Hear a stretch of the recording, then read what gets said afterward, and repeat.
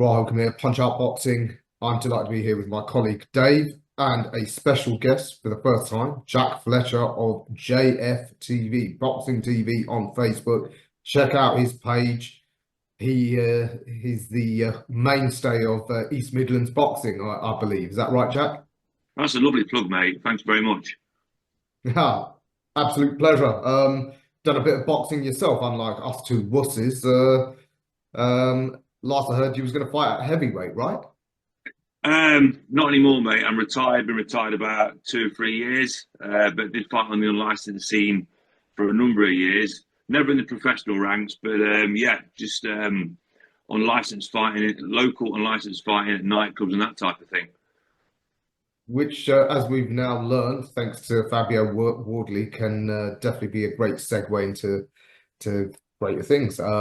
But anyway, talking of great heavyweights, of course, we're here to discuss the big showdown, the rematch for the heavyweight championship of the world in Riyadh on Saturday.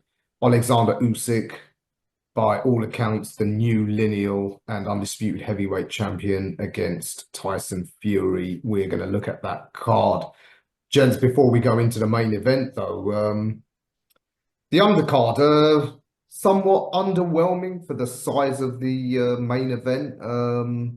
Yeah, I mean, we could start sort of towards the bottom.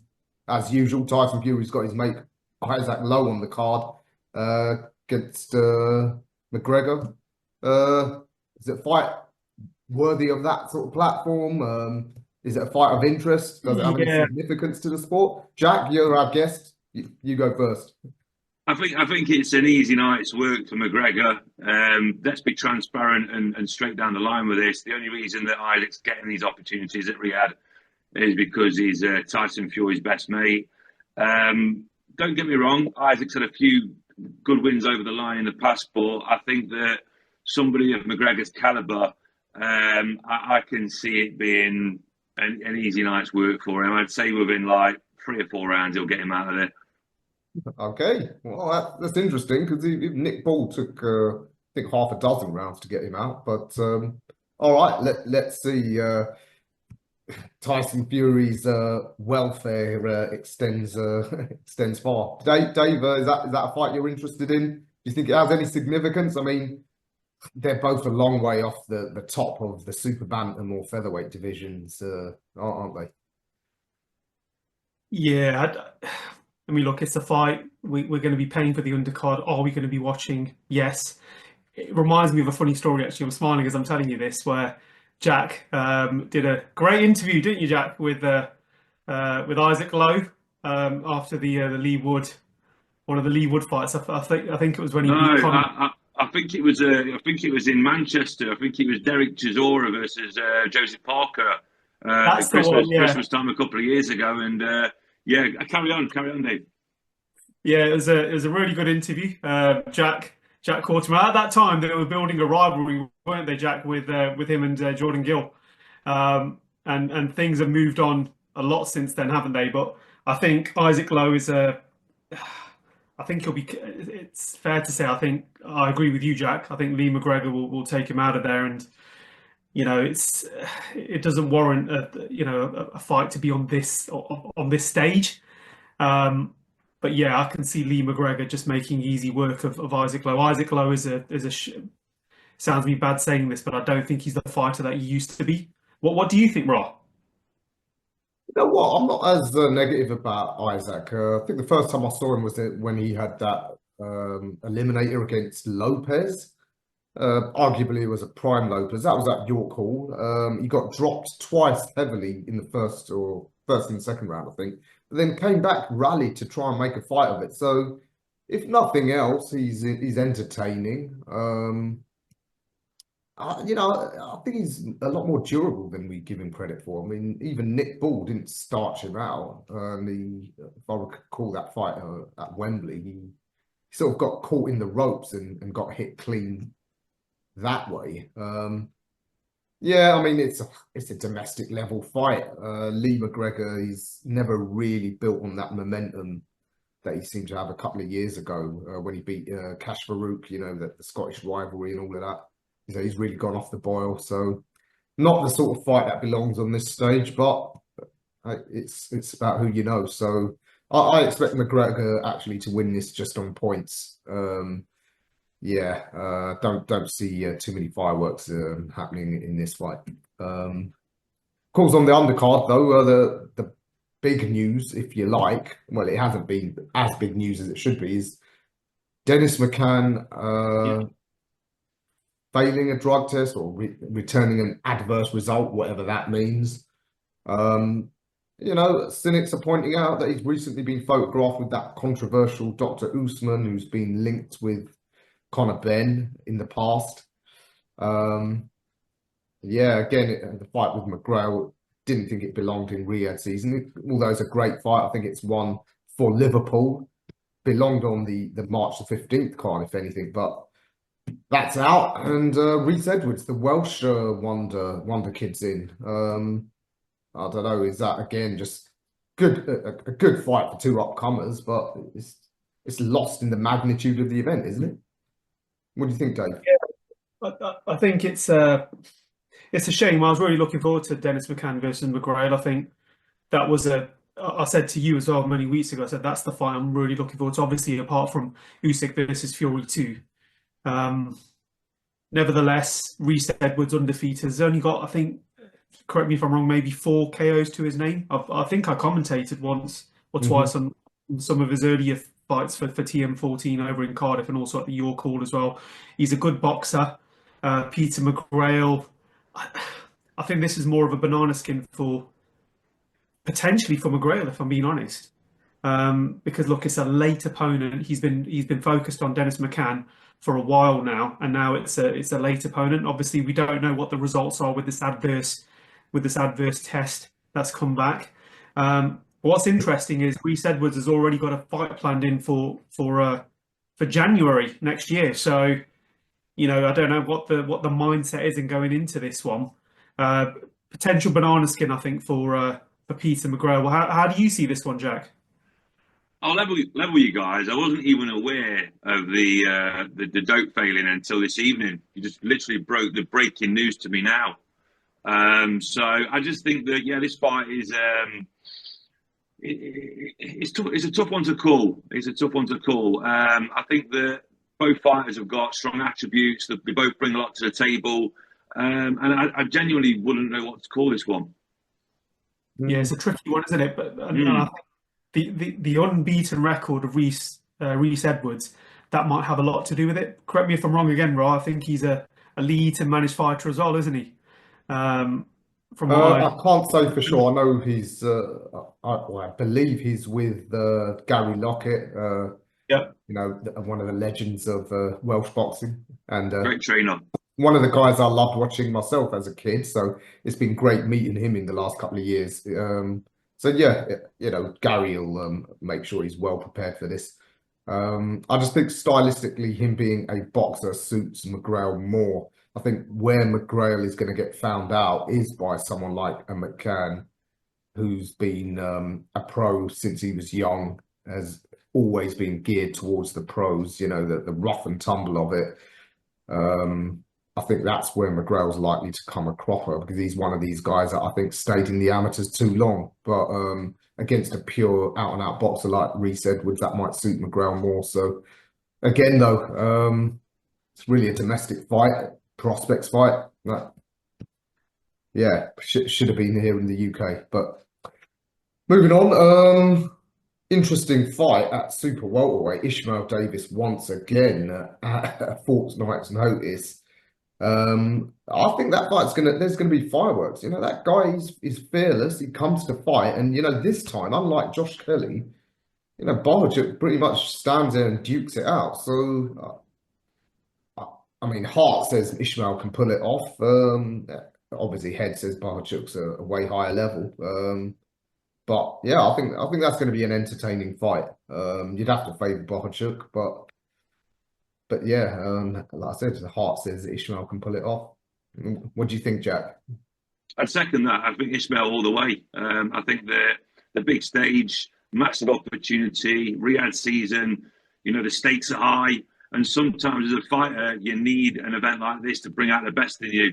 So I think that, put a great opponent in front of him, and some fighters can raise their game on the night, and get to where they need to be. So I'd second your opinion on that. I think they could pull it off.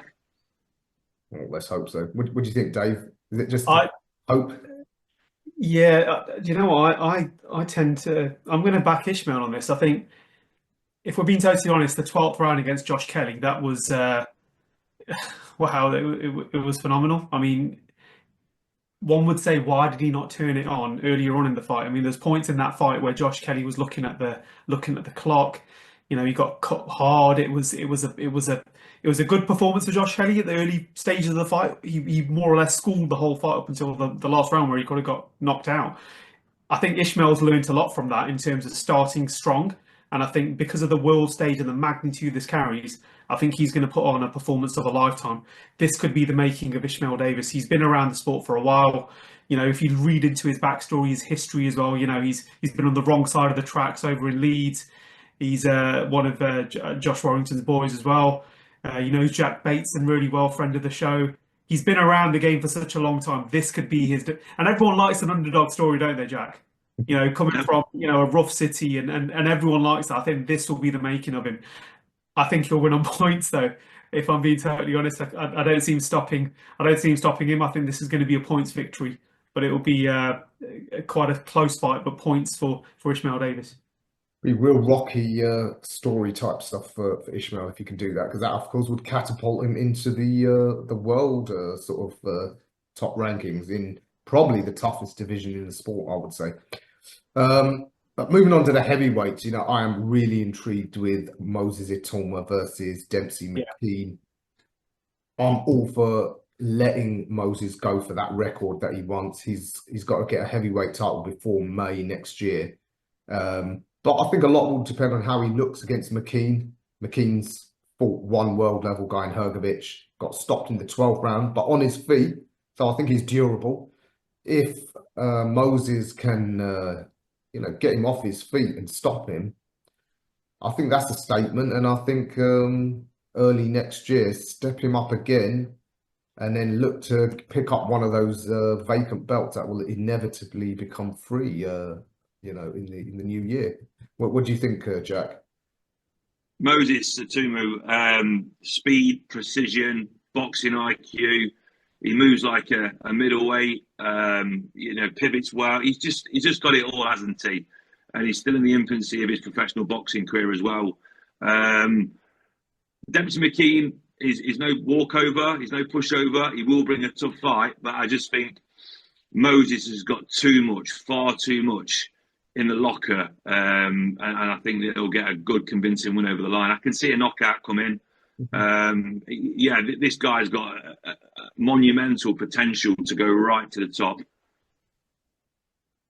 Yeah, I will concur with you there. I think he's strong, durable, he's capable, but the speed, power, precision, and IQ, as you said, of Moses, he really is a prodigious talent. And I do see him in 6 rounds finding that, those combos and getting McKean, who will probably be too brave for his own good again. Tell you what, I will say that I'd love to see, if all being well, if Atumu gets a good win over the line, I'd love to see Moses Atumu and Johnny Fisher battle it out in Riyadh. Now that would be a fight. Absolutely. Okay, that's an interesting one. I know it's been talked about. Personally, I think with Moses being fast-tracked towards a heavyweight title, I think let him go down that path. But anyway, I'm sure the matchmakers will decide what makes the most money in that regard. Dave, are you as high on Moses as I am? Yeah, I mean, look, he is probably one of the best heavyweight talents that's going to come out of this country. He's got the potential to go all the way to the top. He could be the future of the heavyweight division. I actually see it quicker than what you're seeing it, Raw. I think he disposes of Dempsey McKean in maybe 4 rounds, possibly even 3. I think once he connects, I think it's going to be it's great matchmaking. It's a big name. McKean's only lost to Hrgovic, which was a very strange KO, if I'm being honest. It was a very bizarre ending to a fight. But I think that yeah, I think it's great matchmaking. It's a name. It's what's perceived as a durable opponent. But I think the momentum, in the age, the speed, everything is on Moses' side. And I think after this, we'll see that the dawning of what's to come in 2025 for Moses. And absolutely, he'll start picking up those titles. But I see the stoppage, maybe rounds 3 to 4, if I'm being honest. Well, that would send shockwaves through the division. Yeah, and I think the timing's perfect.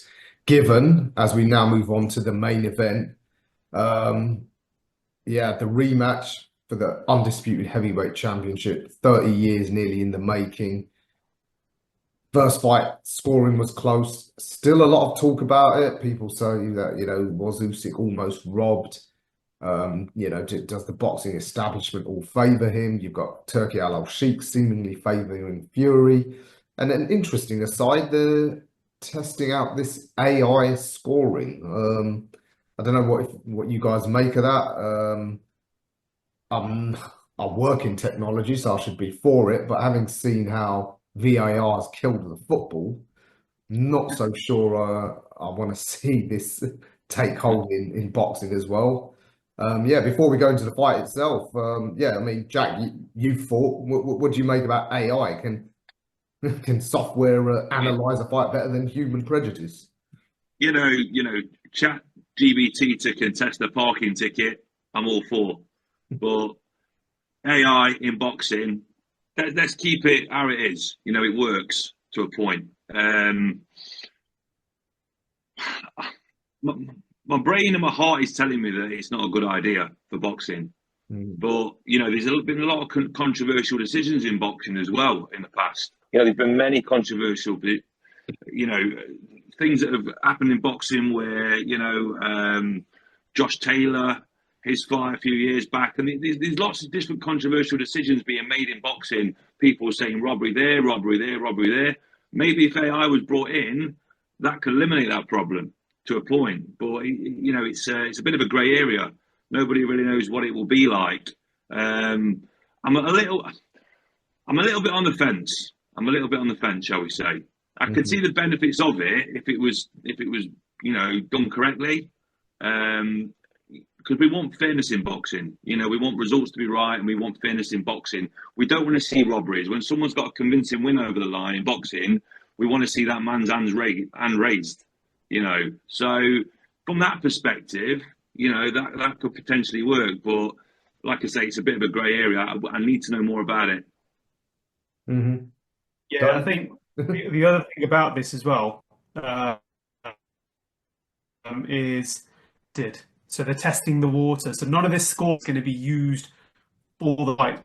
Yeah, so sorry, I don't know how much you got of that, but it was a case of the fight with this AI technology. None of the scores are going to be used to officiate the fight and score the fight. However, this could shape, if it's going to be used moving forward, and that's.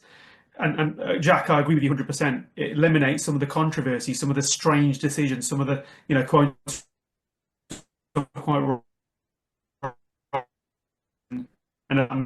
but this is a groundbreaking year. I mean, we've had two undisputed. Well, technically, this is an undisputed fight, but what a fantastic year for boxing. Looking into this fight, though, just looking at this fight, if I had to make a prediction right here and right now, I'd have to favour Usyk, if I'm being honest. I think that round 9 was something absolutely spectacular.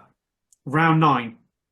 Prior to that as well, it was getting close, but the work that Usyk was doing to the body, it paid off, didn't it? We can at least agree on that, can't we? Jack, how do you see this one? Do you think it's going to be an Usyk win, or what's your heart telling you, first of all? I think that with Usyk, he's got a phenomenal boxing IQ. It's insane how great he is at boxing.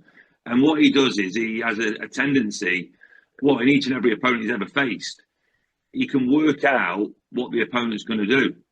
Like a game of chess where he always wins. So whatever tactic Fury will come in with, within a couple of rounds, he'll be able to fathom, not say a couple of rounds, but within the 12-round fight, he'll be able to fathom a way to get topside of Fury in a decent time frame, enough for him to get a points win over the line. Don't get me wrong, Fury will unleash hell like he keeps saying in his interview with Steve Bunce last night, where he's going to go in. He says he's going to batter Usyk. He doesn't care about anything else apart from battering Usyk. But I think there'll be a more improved performance from Fury. I think he's more focused. Obviously, he's been away from his family. He looks more laser focused this time than last time. He needs to kind of knock the showboating on the head and get serious. And obviously, he's going to be working on his weaknesses. He's going to be looking at videos of where he went wrong in the last fight to put it right on this fight. So it is a 50-50 fight, but you've just got to favour Usyk because he has got a phenomenal boxing IQ. So whatever Fury does, you know, Usyk at some point will nullify it. And also he's got the heart of a lion as well. Unless, and I said this on one of my own predictions the other day on social media, unless Fury hits him with a body shot at some point in the fight, which could be coming in the mid-rounds. Now, the Daniel Dubois Usyk fight on the belt line, the body shot, was that an illegal blow? You know, that's a little bit of a grey area. It was in Usyk's home sort of town at the time. If Fury hits him with a solid body shot, that's Usyk's weak spot. And Fury has got the power to take him out. So it's either going to be a calculated, exquisite, phenomenal performance from Usyk or an aggressive, dominant performance from Fury and sinking those body shots in to take Usyk out. It could even end up being a Fury win, and then there could be a trilogy. But you've got to favour Usyk off the back of the first fight. And he's got the psychological edge. He still has that psychological edge. You can get all the bravado and all the front in the world from Fury, but Fury knows on that night he got beat. And he got beat well. It wasn't a Fury win. Usyk won that fight on points, fair and square, and we all know that. Yeah, that's what so it's kind of a prediction, but kind of like Usyk probably will win it, but Fury could win it. So I'm a little bit on the fence of it, if that makes sense. No, absolutely. It's one of those fights. And what do you think, Ra? I mean, Well, you were there. At this, of course, yeah. Unfortunately, Punch Out aren't there this time.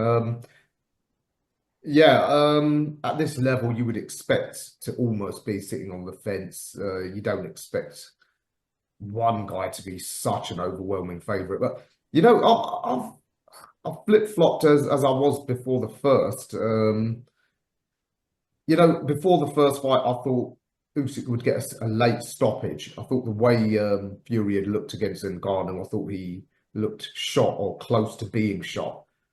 But although he came close in the 9th round, he couldn't get Fury out of there, which suggests to me he can't call upon that extra gear either. So, and you know, the 9th round, I don't think it was particularly controversial. A lot of people saying Fury should have been stopped. I don't think so. I mean, it didn't look great seeing him tottering around the ring, but you watch it in slow motion. You see Fury, his eyes are focused on Usyk. So his eyes are clear, even though his legs were gone. And, you know, a lot of the shots he was sort of riding and half turning away from, which means he was still in a position to defend himself. And then finally, when he fell into the ropes, it was counted as a knockdown. So I don't think he was in as bad a trouble as people thought. Yes, Usyk was the rightful winner, but I don't think it was overwhelming. And you know, those middle rounds, Fury showed, you know, he was pretty dominant for about 3 rounds. He was hurting Usyk probably worse than we've seen. And you know, Usyk isn't this otherworldly level of boxer. Yes, don't get it twisted. I'm not saying he's no good. Well, he's not even that he's not great. He is great, and he's possibly the pound for pound #1. But he's not otherworldly great in the sense that you look at someone like AJ, who's largely relied on athleticism. In the rematch, he was able to close the gap on Usyk. And you know, even someone like Bradis, who's a former kickboxer, just quite a brawler, he gave Usyk, he ran him really close. So I don't think Usyk is this invincible, you know, boxer that people are making out. my biggest concern for how Fury can do is whether his body holds up. He's put it through tremendous amounts of punishment over the years and taken tremendous amount of punishment in the ring, in particular those 3 fights with Deontay Wilder. But I think Usyk, sorry, I think Fury, I think he can do it. I don't know why so many people are writing him off. I don't think the psychological effect is particularly great. Yeah, there were sour grapes from him after the decision was made out. But I think, well, look, if you're a winner, you don't accept defeat that easily. He's not hidden away. And by all accounts, Fury is actually highly intelligent. I'm sure he would have been well aware at some point in his career he's going to fight someone who can beat him and who he can't out-psych. So, especially with Turki Al-Sheikh clearly favouring Fury, I think the fight will go similar to the first one, with there being a bit of back and forth, couple of rounds to one of them, the other one will rally a couple of rounds to them. This time, though, I think Fury will keep his concentration and not get caught by a big shot that turns the fight. And so at the end of the 12 rounds, I think there'll be a big disagreement. Purists will probably say Usyk is the winner because he'd have probably landed more actual clean shots. But I think Fury will know how to fiddle and nick rounds. And with the judges possibly favouring him, I'm going to go for a controversial Fury points win, maybe to set up that either the trilogy rubber match, or as the powers that be might prefer, finally get that AJ money spinner in the summer. So yeah, that's my final prediction. Fury by split or majority decision. Good stuff. And look, we'll get our final predictions after the weigh-in and the press conference, I suppose, on Saturday. So look out for that. One fight we haven't spoke about, but I suppose we can quickly just call it now. I know you're looking forward to it. I'm not being sarcastic. Is Johnny Fisher versus Dave Allen. Strange fight, if I'm being honest. Very, very strange. Jack, I'll go to you first. Is Dave Allen a banana skin for Johnny Fisher, or is Dave Allen now just cashing in them paychecks? What do you think? We've all seen Dave fight. We've seen him live. We've all interviewed him at some point. What is this, guys? What is this? I'm not knocking Dave because he's had a great career and he's a good fighter, a lot of heart. He's been in some great fights in the past, and he's a very likable guy. He's actually been down our gym a couple of times when I used to train at Stone's Gym. Very good friends with a guy called Carl Beard, who's AJ's sparring partner, and he's come down. He's done rounds of us. At the height of his career, he was coming into like local and licensed boxing gym, mixing it with us. So he's a good lad. But I think that he's in his private life. He's a family man now, a couple of kids and all that, and he says that he's taking it seriously, and he probably is. But let's look at Johnny Fisher. Let's look at Johnny Fisher's ability. Let's look at Johnny Fisher's power. Let's look at Johnny Fisher's hand speed. Let's look at all the attributes that Johnny Fisher brings to the table. This is a guy that could go to the very top, a little bit like Moses Atuma. He could go to the very, very top. The fan base, the Romford Bulls, the Chinese, the sweet and sour chicken balls. He's got it. He's got it all. He's got it all. But not only that, he's got ability. And I think that Dave Allen, he's way out of his depth fighting Johnny Fisher. I don't care how much heart you bring into the table. I think that it's an easy night's work for Johnny Fisher. I can see it ending in within 4 rounds, it'll be over. It'll be a big KO or a stoppage from the Romford Bull. And that's it. No, and Rob, is it a statement for Johnny Fisher to have Dave Allen on his resume? What do you think? Sorry, to say it again. Yeah, well, yeah, Ra, is it a statement for Johnny Fisher to have Dave Allen on his resume? What do you think, mate? Well, it's the wrong statement. I mean, at this point in his career, I don't know what Matchrooms, what on earth is their line of thinking in making this fight? We've seen just in the past week, a couple of their American prospects getting beaten and Eddie hitting back saying, look, you got to step up. You can't just be fed, knockovers. And yet when it suits him, he's doing that with Johnny. And I think it's a disservice to Johnny Fisher because, some of our media colleagues seem to think he's just a novelty act because I think they mistakenly associate him with his dad's, he's eating, campaigns and whatever. But as Jack said, he's good. He's Very good. there's ability there, and I think this fight's doing him a disservice. Again, there was no need for him to be on Riyadh season.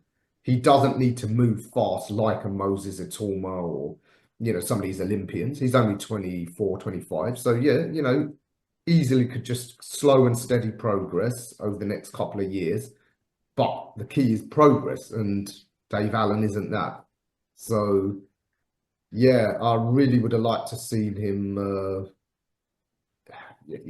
fight someone, who's, I don't know, some of the leftovers of some of these other prospects, for example, guys with winning records but aren't particularly great. That would do, and have him, have him at the Copper Box and Brentwood and places where that big support base of his can keep growing.